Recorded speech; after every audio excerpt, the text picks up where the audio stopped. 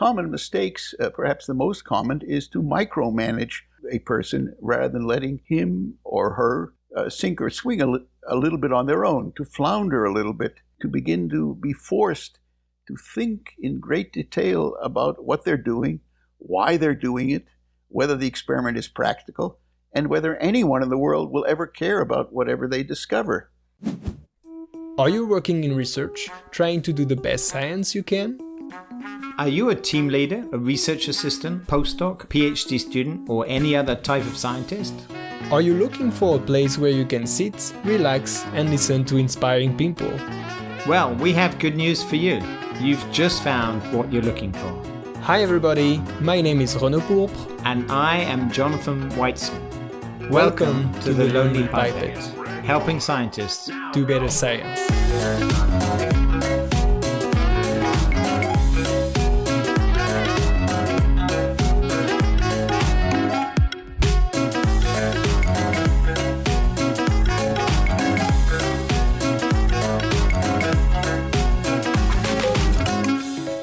My name is Bob Weinberg. I'm located at the Whitehead Institute for Biomedical Research in Cambridge, Massachusetts, affiliated with the MIT Department of Biology, and I'm very pleased today to be able to discuss my life and my science with Lonely Pipette. Robert, or Bob Weinberg, was born in Pittsburgh in 1942 to a family of refugees from Germany. He did his PhD in biology at MIT in the lab of Sheldon Penman. And then he did two postdocs, one at the Weizmann Institute in Rehovot with Ernest Winocour, and then at the Salk Institute in La Jolla, California with Renato Dulbecco. He then came back to MIT and became a professor in 1982, and he's been there for the rest of his career. He's a founding member of the Whitehead Institute for Biomedical Research, the Daniel Ludwig Professor for Cancer Research, and an American Cancer Society research professor at MIT. His research has focused on the genetic basis of cancer. He and his colleagues isolated the first human cancer-causing gene, the RAS oncogene, and the first known tumor suppressor gene, RB, the retinoblastoma gene. His research program studies how oncogenes and tumor suppressors function together in the complex circuitry that controls cancer cell growth. He's also interested in the molecular and cellular biology mechanisms of invasion and metastasis. Bob, thanks for accepting to come and share your tips with the Lonely Pipette. My pleasure. So I've followed your career for many, many years, so we're very excited to have you with us. But maybe for those who don't know, maybe you could tell us how you decided to become a scientist. Well, I decided to become a scientist, like many aspects of my life, through the back door. I first went to undergraduate work also at MIT to go and become pre-med, because in those days, that's what young men did. They became doctors. And so I went to MIT, studied biology as an undergraduate, and during my first year, I heard that doctors, clinicians, had sometimes to stay up all night. And that was not for me. I need my sleep. So as a consequence, I decided I did not want to become a clinician, a doctor, and instead I entered the world of biology. Indeed, that was a very propitious time to do so, simply because that was the time when the genetic code was being deciphered. That was the time when the overall outlines of molecular biology were being laid out. And I was entranced by this because of the very simple thought, simple realization that one could understand the entirety of the biosphere in terms of the simple rules of DNA makes RNA makes proteins. Stunning for me, because otherwise biological complexity seemed infinite and unlimited, but here one had a small set of rules that seemed to govern everything. And so that pulled me deeper and deeper into the world of molecular biology, which at the time was already being initiated at MIT, in the MIT Department of Biology. So it was a very lucky time for me to be there as well. If you hadn't become a biologist, what would you have become? I might have become a carpenter. I'm sitting right now in the cabin wife and I built starting in 1975. I like to build things, and so it's by now a quite large a cabin. It has probably 400 square meters in it of living space. And I also like to garden. So I could have become a handyman, a gardener and a carpenter, working with my hands, which I find enormously satisfying. Indeed, I'm happiest when I can alternate back and forth between my laptop and its science and work outside in the garden or repairing things in the cabin and so forth, or building rock walls, all kinds of different things just to keep me reasonably happy. That's really interesting what you're saying, because we will go into this topic a bit later. You had a long and brightful career. Can you think of one of the tough moments in your scientific career when you had a lot of doubts, when you did maybe consider leaving science? Cancer research, indeed biological research in general, is obviously a field for manic depressives, highs and lows. And therefore, there have been times when I've been elated and other times when, of course, I've been very discouraged. Much of these dynamics played themselves out in the years 1979-80, when I thought I had a very original idea, which was to take DNA from chemically transformed cells and determine whether or not that DNA carried the information for a cell being cancerous. And so we began experiments on this idea, starting in 1978, 79. And after we'd been doing this for a month or two, I thought that this very original and brilliant idea of mine was solely mine, but in fact it became apparent that I'd read about experiments just like this that had appeared in the journal Nature several months previously, and I came to realize that what I thought was my own idea was not my own idea at all. And having done that, we nevertheless proceeded, and the author of the earlier paper in Nature soon was on the job market and was soon being courted by a whole series of institutions, including the vaunted Harvard Medical School, including Cold Spring Harbor Laboratory, and he was even being invited to give a talk at MIT, where I was employed in the then recently founded Center for Cancer Research. And this was most depressing for me because here my seniors were trying to recruit a person who was doing exactly the kind of work that I myself had undertaken and began to move forward. For me, it was hardly a vote of confidence. I was most depressed. But nevertheless, we pressed ahead. And in the end, what happened was that the experiments that had been reported 2 months earlier in Nature actually were never even carried out. It was a bit of a fakery that was involved there. And so the idea was not mine, but the experiments that we did in the year 78, 79, my graduate student doing all of the wet bench laboratory work, proceeded, and it actually succeeded by the beginning of 1979 to show that the DNA of chemically transformed cells actually carries genetic information to make those cells grow in a malignant or neoplastic fashion. That was, to my mind, the most important thing that ever happened in my laboratory, but obviously it was preceded by many highs and many lows. We've heard you refer to yourself as a scientific gypsy. Can you tell us, what did you mean by it? What do you mean by that? And what's the advantage of being a gypsy in the scientific world? Well, a gypsy is perhaps a little bit too flamboyant. The fact of the matter is, one can spend one's entire career working on a very specific, narrow problem. And indeed, that characterizes the career of Arthur Kornberg, who won the Nobel Prize for DNA polymerase.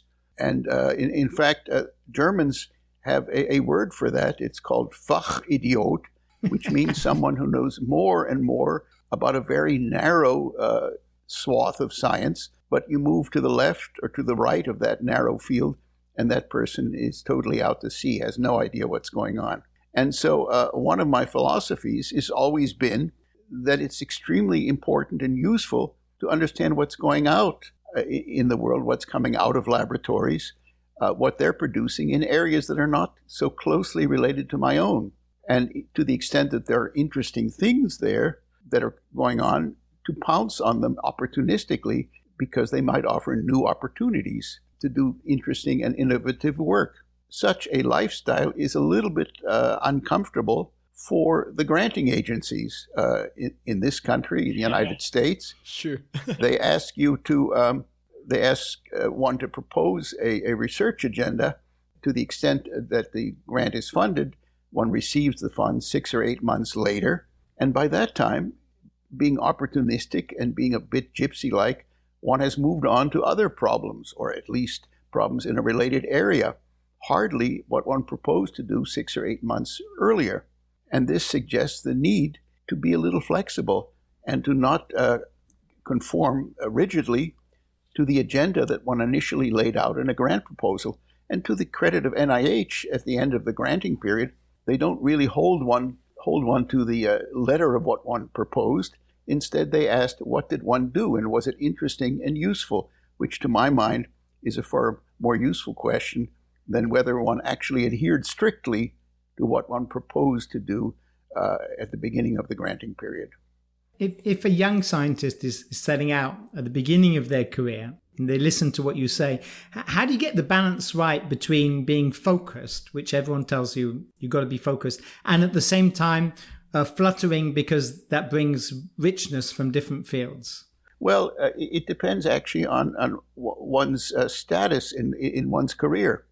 I, as a principal investigator, a PI, have multiple people working in my laboratory. And if one or another new area comes up, I can perhaps ask one of the people in my lab if they might be interested in working on it.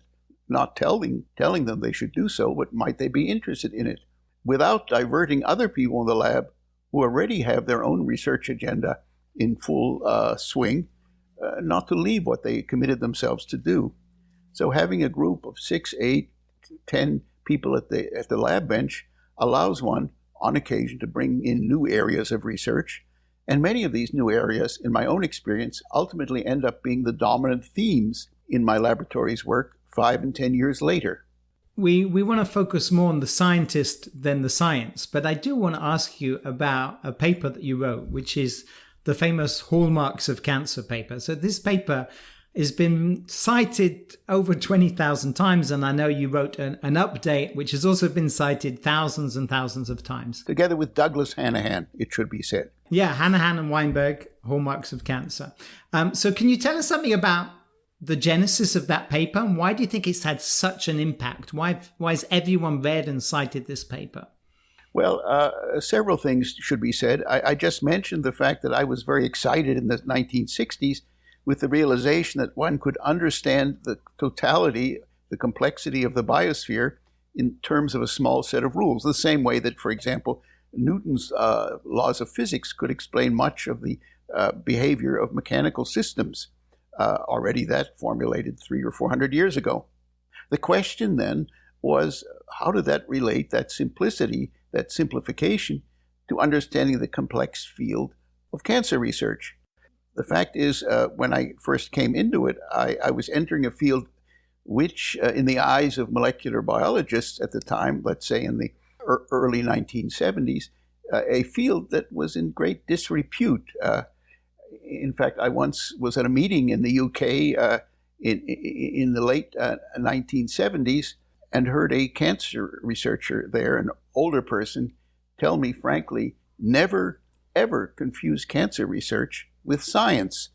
The fact of the matter being that it was indeed a complex grab bag of phenomenologies with no underlying coherence, no logical structure, just observations here, there, and everywhere whose connectedness with one another was most obscure. And so that was most unsatisfying for me, who had taken quantum mechanics and all kinds of chemistry as an undergraduate, as well as for Douglas Hanahan, who also was an MIT undergraduate at one point in his life. And one day in late 1990s, he and I, Hanahan, were at a meeting organized by the American Association for Cancer Research in Hawaii. And one afternoon we played hooky, that is, we ducked out of the meeting. We had a rental car. We drove to the mouth of a purportedly extinct volcano, and we started walking up into the mouth of the volcano. And during this trip, we began to discuss how unsatisfying it was that cancer research was such an unstructured body of phenomenologies with no logical conceptual coherence. And so we said, might it be the case, shouldn't it be the case, that one can somehow organize conceptually the complexity of cancer research in terms of a small number of underlying themes? That really was the motivation for this discussion.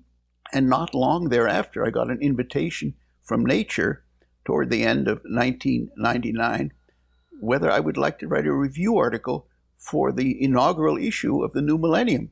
And I rose to the occasion, told Doug Hanahan of this invitation, and so he and I began to draft what came to be called the Hallmarks of Cancer. His inventing the title Hallmarks and the iconic graphic which shows at the time the 6 critical commonalities that are shared by what we believe to be most, if not all, cancer cells. That number of 6 being expanded a bit 11 years later with the Hallmarks of Cancer, the next generation. A question is why it became so popular. He and I both expected that our review article or articles, like most review articles, would sink like a stone thrown into a quiet pond. But in fact, it didn't happen that way. And the question is, why did it not happen that way? To my mind, one reason for its so-called popularity is that it's convenient for someone writing up a paper simply to cite that review article and thereby obviating the task of actually citing primary literature, which might be more relevant. So it's an act of convenience to cite that paper rather than being a tribute to its conceptualizing powers. That is, the powers to enable one to understand the diverse phenomena that together are grouped under the field of cancer research. So I always tell my students to read it because of its real power of conceptualizing across different cancer types these key features. So I always tell my students to read it. So, do you think? I have a question, for example, as advice to young scientists or young researcher. Do you think this concept of simplifying or maybe trying to find the smallest number of rules to define a concept is an advice that we should give to researcher to try to push forward complex phenomenon like now epigenetics and other topics like this?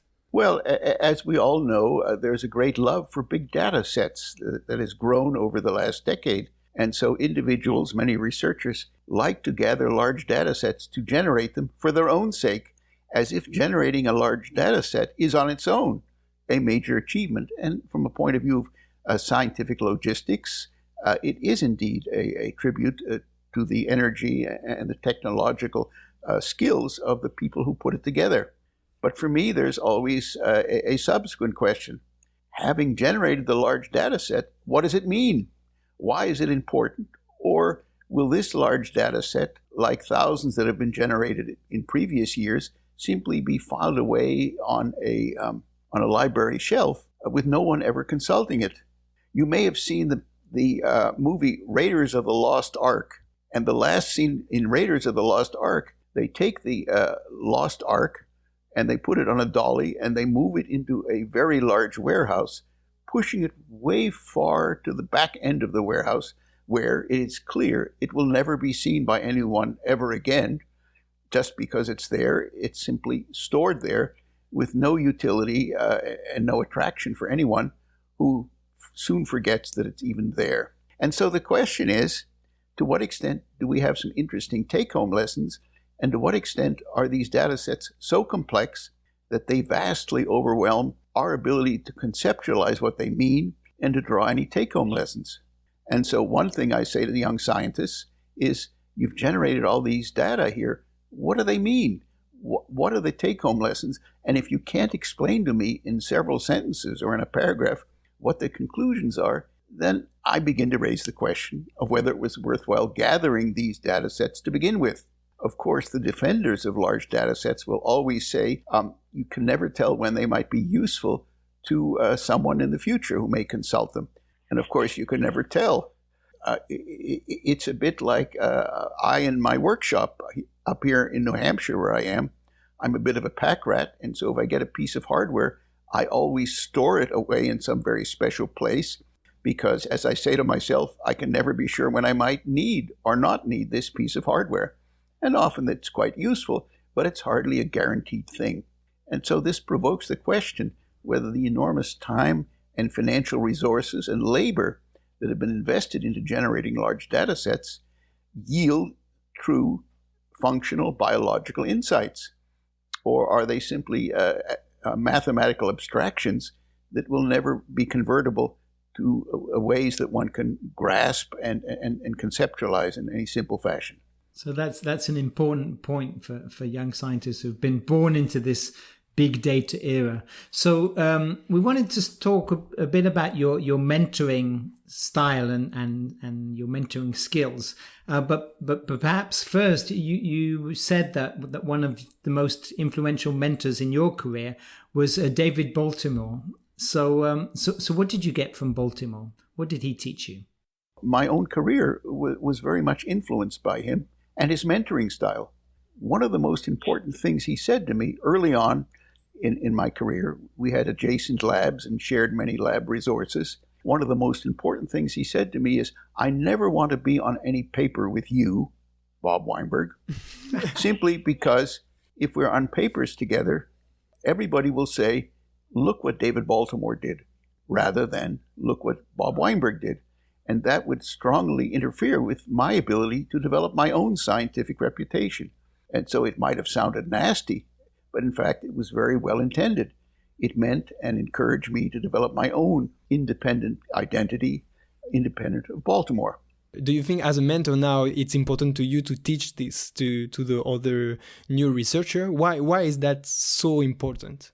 It's always been an implicit goal of mine, influenced in part by the exposure to Baltimore, that the people I train in my lab should be forced to think independently on their own, rather than simply being a set of trained hands who works for a principal investigator. I'm not interested in having a series of super technicians come out of my lab. In principle, it may not always succeed. I'm interested in training people who can think independently on their own 2 feet, who can start their own research groups, and who can move in new directions once they do start their own research groups. And as a consequence of this, when somebody comes to my own lab, I've checked them out prior to their coming, we talk about what they want to work on, and they will propose a series of projects, and then I will respond to what propositions are. I will say some of them, they sound totally unworkable. Others, I will say, not in a brutal way, it's a rather trivial question you're addressing. Or I will ask, what question would you be addressing by doing this work? Or I will say, you can't do that because somebody in the lab is working on something very similar, and the last thing I want is for there to be intramural competition between various members of my group. And so we go through a whole list of things that they propose, not I propose, and they may propose something which is a bit risky, and I say, well, why don't you run with it for 3 or 6 months and see how it goes? And if it doesn't go well, then we'll make a course correction. But I want to force them to think on their own 2 feet, and I don't want them to think of themselves as super technicians for their principal investigators. I'm very reluctant to assign somebody to a specific research project rather than suggesting a series of projects, one of which may or may not strike their fancy. What do you think are common mistakes that mentors make? Well, common mistakes, perhaps the most common, is to micromanage a person rather than letting him or her sink or swing a little bit on their own, to flounder a little bit, to begin to be forced to think in great detail about what they're doing, why they're doing it, whether the experiment is practical, and whether anyone in the world will ever care about whatever they discover. These are very important concepts and questions to pose. And to the extent that all of these things are answered by the principal investigator, I think one does the trainee a great disservice. These are issues that a postdoctoral fellow, for example, needs to wrestle with already early in their career and continue to wrestle with throughout the remainder of their career for the next 30, 40, or 50 years. To my mind, those are fundamentally important. There are some people who are very unsettled by the prospect of not knowing with certainty what they want to be working on and what will succeed and what won't succeed. And in fact, there are people who make very good careers not being risk takers. But those people often do not innovate in any new and interesting directions. And there is no innovation without risk. There is no innovation without risk. And yet another aspect that I teach people in my laboratory, I want them to know about a whole series of things in modern biological research, not just the narrow area of cancer research. And the reason why that's so important is that, in my experience, innovation comes from synthesizing findings in other areas of research with our own work and applying them so that one really becomes aware of being able to apply things for applications in our own area of research that have never been thought of before. I think that's very important. Recruiting is clearly key to this whole mentoring philosophy. So what are the qualities that you look for in a student and postdoc, and how do you find whether they have what's right for the Weinberg lab? So I often say that recruiting the right people is the most important thing that a PI can do, because if you recruit really good people, they think for themselves and they get the work done, and they don't need the constant hand-holding of the PI, which in any case is ineffective in terms of being able to get really interesting things done. So recruitment is the most important thing I can do, even more important than giving people a good training environment. That raises the question of what criteria I look at. Some people write to me and they say, I know how to do southern blots and a CRISPR-Cas9 and a whole series of other techniques. Really technical. And their technical mastery is for them already a documentation of how good they are as a scientist. But I'm interested in a whole series of other things. First of all, can they think on their own 2 feet? Can they think logically and rigorously and determine whether publications are credible or not credible? And equally important to all those things, how well do they get along with others in their own laboratory? How well do they get along with their peers? Mm-hmm. In my experience, this is as important as the so-called scientific attributes of people. And therefore, I spend a lot of time trying to figure out what kind of a person, what kind of a human being one is dealing with who's applied to one's lab. Sometimes I'll make a call to their previous mentor, and I've pushed the point very hard. How well do they get along with everyone around them? Sometimes their mentor says, well, they're really excellent scientists, but actually they've had some difficulties with some of the other people in the lab. And even though that person may be brilliant beyond measure, that's already the kiss of death for me, because I don't like having a situation in my own lab where people don't enjoy each other's company. Yeah. Sometimes I'll walk through the lab and there's a group of 3 or 4 people who are talking about the most recent baseball game. And I'm excited about that, not because I want them to talk about baseball, but it means that they actually have something in common and they get along and they like each other, and they might even go out and do things together outside of the lab. Of course, I don't want everybody to kiss and hug every morning when they come in the lab, but I very much am buoyed by an atmosphere where people like and admire one another, are helpful to one another, are not secretive, and where the culture of the laboratory is one of mutual cooperation rather than jealousy. Do you have a favorite question that you ask at interviews that helps to highlight those qualities that you're looking for? Well, the human qualities one can never really parse out or rarely parse out in an interview. If, let's say, a person comes and talks to my group, and by the way, when they do, I ask them to meet one-on-one with 4, 5, 6 people in my group, half an hour each, and meet one-on-one to ask these people what they're working on, and to have the people in my group evaluate them. And after they've left, I ask the people in my group, what do you think about this person? Is this some person you would like to be with, to exist with? Because it's almost like a marriage. You take on a new postdoc, for example, and you have them for 3, 4, 5, 6 years. You can't arrange a divorce very easily. It's rather painful. Science is a love story.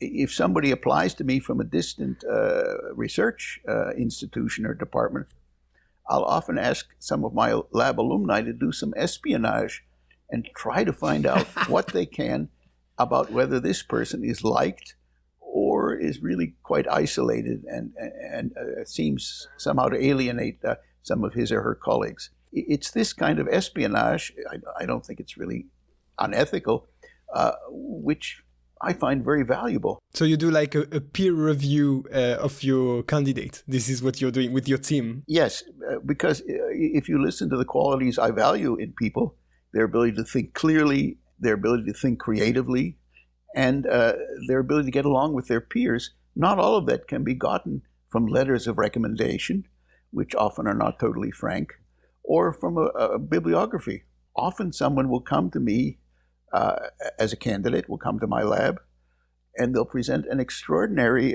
effective talk, which indicates to me very clearly and unambiguously what a fine mind they have. And that assessment cannot always be achieved by reading their published opus. Do you think you can spot what makes a good scientist early in his career? I'm not confident of my ability of what will make a good scientist early in his or her career. I cannot know how much they will become risk takers. I cannot know how much they will be threatened by information not directly associated with their own research that they may be reluctant to integrate into their own conceptual scheme of how the world works. So there are many human qualities which really are critical to the long-term success of a person, which one really can't judge that well while that person is in my lab. Perhaps the most important human quality is how well they deal with other people and how well they deal with their trainees, their future trainees. I've had totally brilliant people in my laboratory who've gone out into the lab, into the world, I should say, who've gone out into the world and run extremely successful and innovative research projects. And I've had yet others who are extraordinarily brilliant go out and fall on their face and fail, not because they didn't have the intellectual equipment, but because they were unable, for various human reasons, to attract a coterie of young people to work with them. And so it's this latter attribute that is almost impossible to judge when somebody is still training with me. Doing science successfully is not totally judgeable by the scientific merits of someone. There are other aspects which are strong determinants. My father was a dentist, and he once said to me, 50% of being a successful dentist is being a good businessman. And what did he mean by that?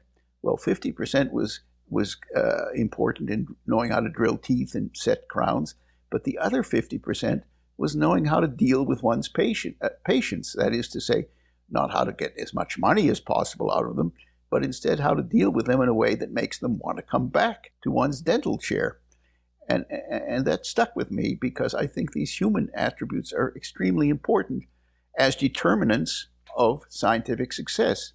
People hearing that would say, well, it's really unreasonable that one's human qualities should intrude so much on one's career trajectory.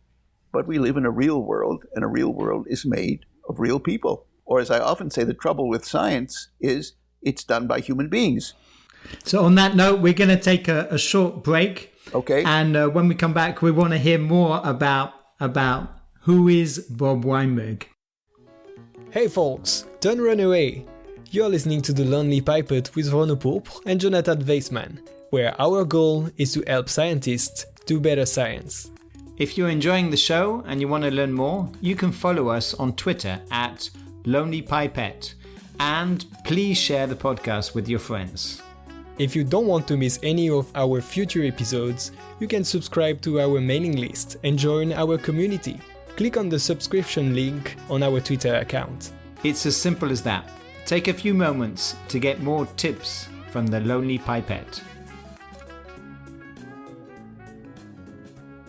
So you're a natural, Bob. So in the second half, so welcome back. We're going to be asking some questions more about a little less about Bob in the lab and a little bit more about how you've navigated your career in and out of the lab. Okay. Thank you, Bob, again to be here with us and to give us all these tips. If we want to navigate a bit into the challenges, we know that you have a long and bright career.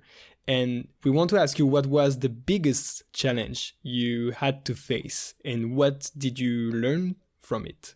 The biggest challenge that I had to face were the experiments in the late 1970s, which really represented a technical challenge and a scientific agenda that was hardly preordained to succeed.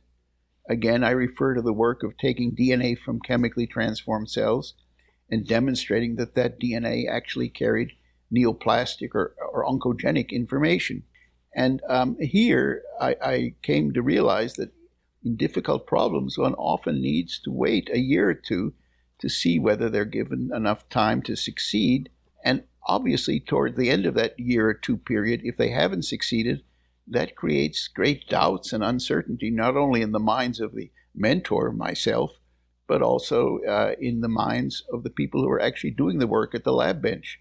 Still, this can be a very stressful experience, and there's been many such stressful experiences where ideas that were in the beginning conceived of being very useful and yielding of important information actually ended up getting stuck in the mud and never moving anywhere.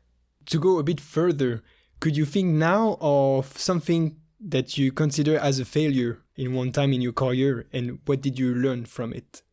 To the extent that there have been failures in my career, and there have been many, the fact of the matter is that one realizes in retrospect that the technology was not up to do what one hoped to do, that the hypothesis was misconceived from the very beginning, or that the person working on it was simply not up to the task. The third alternative, in fact, is not something I will let my feelings be clear about. I don't want to make somebody feel very inadequate and a failure for having not succeeded in a daring scientific agenda, but often certain experimental problems are beyond the capabilities of the person who's actually working on them, in spite of their ambitions and their technical skills. We're all different, and there's never been two people identical in their ability to move forward different kinds of projects. What is for you, for yourself, the biggest achievement that you are the most proud of?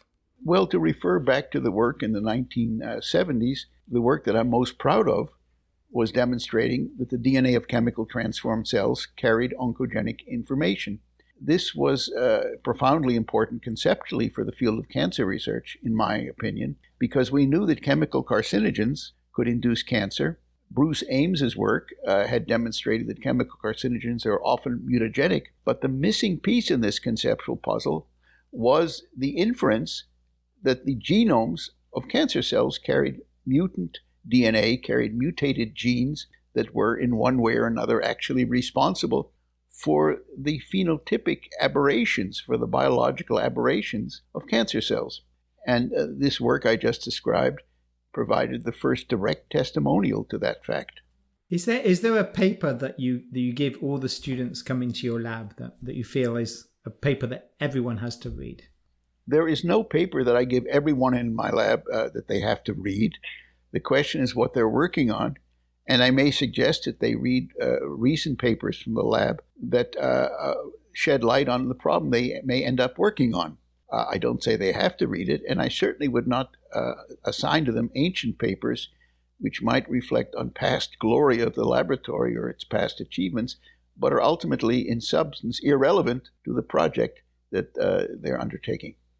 And can you think of a book that you've read that really impacted your scientific life or the way your philosophy of life? Is there a book that's had a big influence on you? I'm hard-pressed to cite a single book that acts or acted in an important way to influence my thinking. I'm mostly a verbal, oral person. Most of my information comes from talking with people. I was the single author of 2 editions of a cancer biology textbook, and people imagine that I spent much of my time combing through the World Wide Web for different papers. But in fact, almost all of it came from talking with people at scientific meetings. That sounds terrible, but in fact, that's the way my mind works.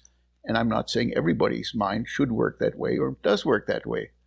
But each of us integrates information in different ways.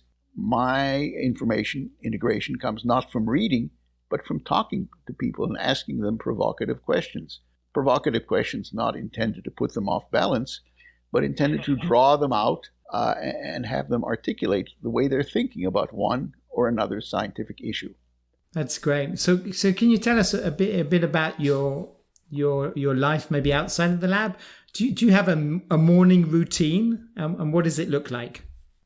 By the way, I trust my wife's guitar playing is not coming across. My daily routine is often to start working on the early side, like at 7 o'clock, and at 11 o'clock, after I've done my daily ablutions on the email and working on some manuscripts, to come in and start talking with people and working in the lab, doing so until 5 or 6 in the evening. That's my daily schedule. When the digital revolution came about more than 2 decades ago, everybody said our lives would become much easier.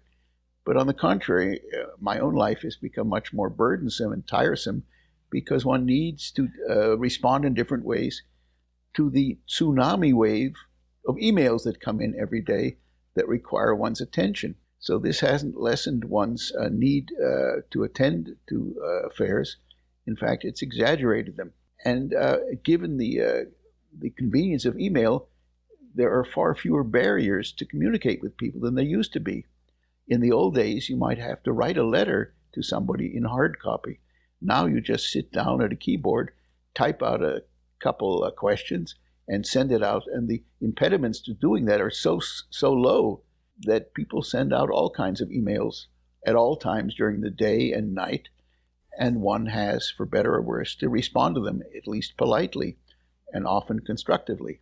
What is something about Bob Weinberg that people would be surprised to discover? Well, people might be most surprised to discover that I'm actually something of a peasant. I like to dig holes in the ground, to build rock walls, to construct buildings. The cabin my wife and I are now sheltering in the woods of New Hampshire from the COVID epidemic. Bob Weinberg likes to wire up electrical systems and plumbing systems and all types of things that handymen do. Bob Weinberg likes to garden and grow all kinds of plants. And so there is this other side of my existence that is really compensates for the stress of doing science on occasion. Moreover, since 1957, I've had the hobby of family history. What happened to them over the next 300 years? And I don't know why I started it, except that I was interested in trying to understand how all the people whom my parents were talking about in the old country, how they were actually connected to us, which started this categorizing. So what do you think of the explosion of the use of genetics to build family trees and genealogies? Well, the explosion of genetics is actually a bit of a mirage in my own case. My parents were German Jews. I'm a so-called Ashkenazi Jew, and I often have been in chat rooms where people have touted the virtues of genetics to try to understand and find newfound relatives. And in such a chat room, every year or two, somebody exclaims how extraordinary this is, and you can find out whom you're related to. But in the case of my own micro-ethnic group, everybody is rather closely related to everyone else.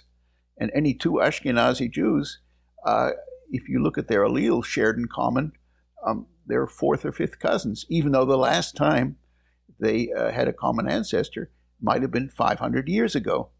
And so in the case of an endogamous group to which I belong, where people have married in, there's a small gene pool, and genetics is actually pretty useless in terms of building family trees.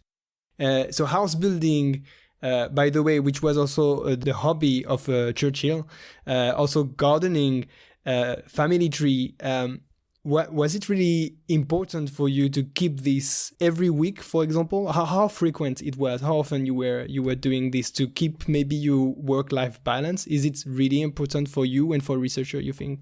The older I've become, the more important it's become for me, almost as an organic matter, for me to alternate between doing scientific work for some weeks' time and then spending a weekend in the country just walking around the woods, cutting down dead trees, building rock walls, or doing important carpentry work to maintain our cabin deep in the woods of New Hampshire. So this alternation is very important in my own life. Just doing one thing, I think I would be rather unhappy with. And so do you encourage that in your mentees? Do you encourage people in the lab to step out the lab and have other interests at the same time? I've always thought that all work and no play makes Jack a dull boy, if I may quote an old saying. And I'm very pleased for them to go and do other things. I'm excited when they do so. I don't urge them to do so. That has to come from themselves rather than from some dictate from the principal investigator. But I like it when people do other things because I think it's a much healthier way. If you were to look back over, so you've had a long career and science has changed in many ways, what do you think are the biggest challenges in science today compared to the way science was 40 years ago? Some of the biggest challenges in science today relative to 40 years ago come from the funding situation, where 40 years ago, if you had half a brain, it was easy to get a pretty good faculty position. Now it's much more challenging. There are fewer positions. People like me have bred like rabbits, and so I have probably 80 or 100 trainees. And if you can imagine the Malthusian exponential growth of the scientific community, and I am not atypical, one begins to realize that academic positions have grown in a linear fashion over these last 4 decades, whereas the production of highly trained scientists has grown exponentially. And clearly there is a disconnect there, part of which is addressed by the ever-increasing allure of working in industry, where there are many challenging and interesting jobs, which I think are highly attractive and exciting for young people to undertake. But clearly, to the extent one is interested in an academic career, there it's more challenging than it used to be, as I just said. Secondly, some kinds of experiments are very expensive. Running a large mouse colony or doing a large data set acquisition with all kinds of complex instrumentations, that also can be very challenging. So as we're beginning to wrap up, we want to ask you some advice for young scientists. But maybe first, can you think of some bad recommendations that you've heard over the years? Things that colleagues say that you would say that's not good advice. Bad recommendations. Well, some bad recommendations are that a person working in a field should learn all the minute details of the published literature in that field. I think that's actually counterproductive. I think it's better sometimes not to know about certain things because it begins to intimidate one about moving in different areas. In other words, I don't want to know everything that's known in this area simply because it might constrain me and make me feel very intimidated in terms of venturing to the right or to the left of what we're doing at present. So a little bit of self-imposed ignorance is good, and obviously that runs very strongly against the advice many young people have been given. If I may give some positive advice, it's very important for me to encourage people to look in a whole different series of scientific areas. Since 1975, I organized a weekly intergroup research meeting at MIT, where the people in my group and more than almost a dozen other groups are exposed to a whole diverse series of topics.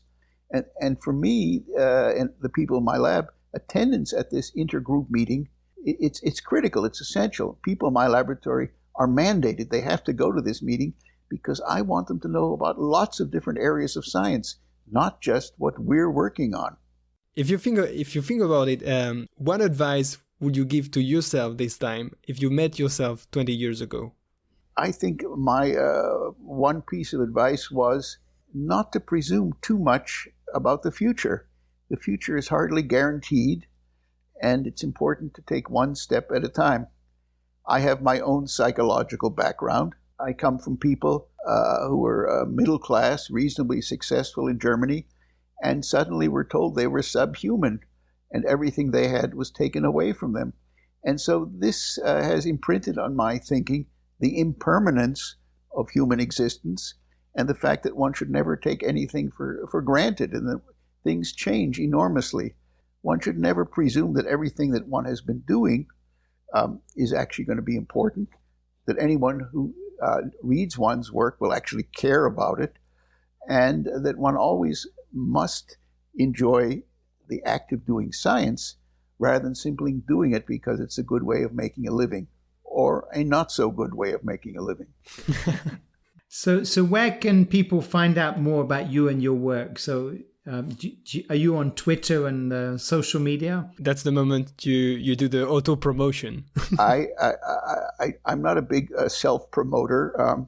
One of the things I was brought up by my German-speaking parents was not to be a Wichtigmacher, which means someone who struts around and imparts to everyone how important one is.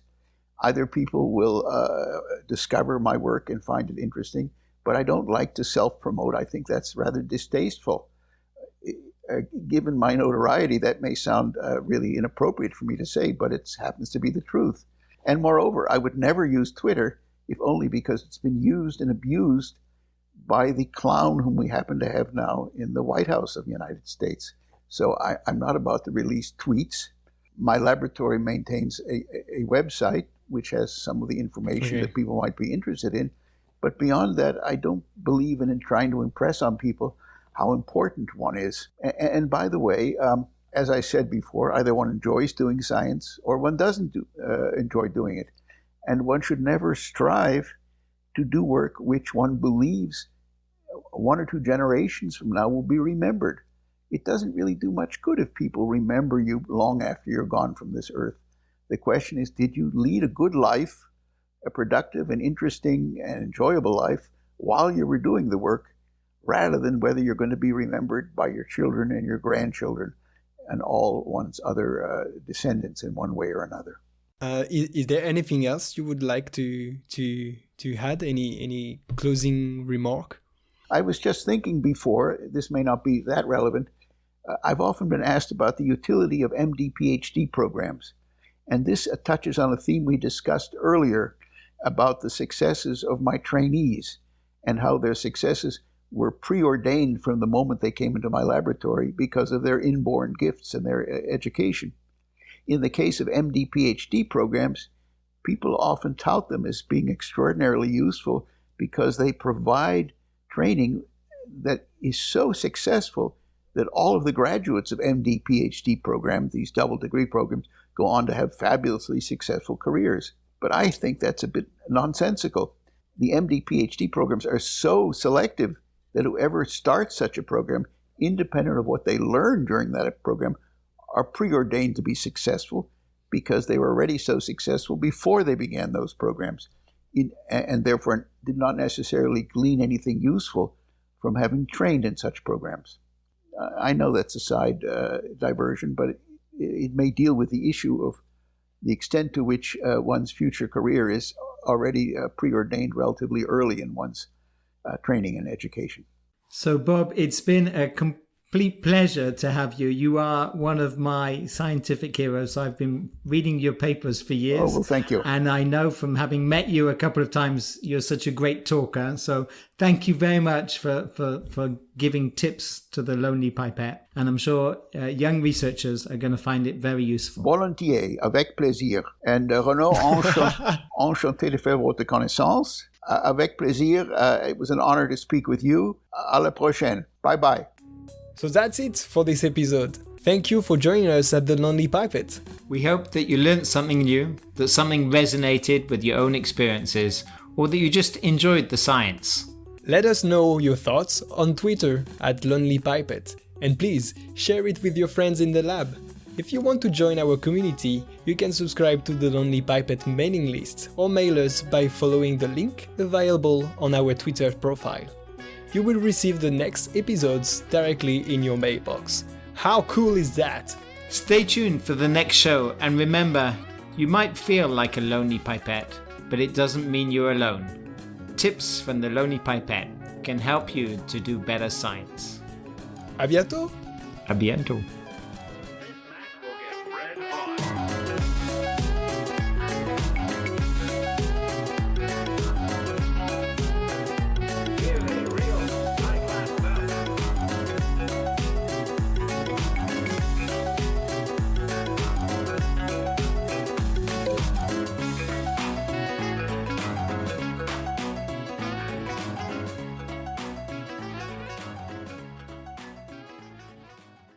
Hey guys, one last thing to finish up. If you like the soundtrack of the show, you might want to know who is the artist behind it. The song is called Lovely Swindler by Amaria, a talented French artist who composes electro swing. We are really grateful for allowing us to use it, and if you like it too, the best thing to do is to share it. Thanks again, and see you soon!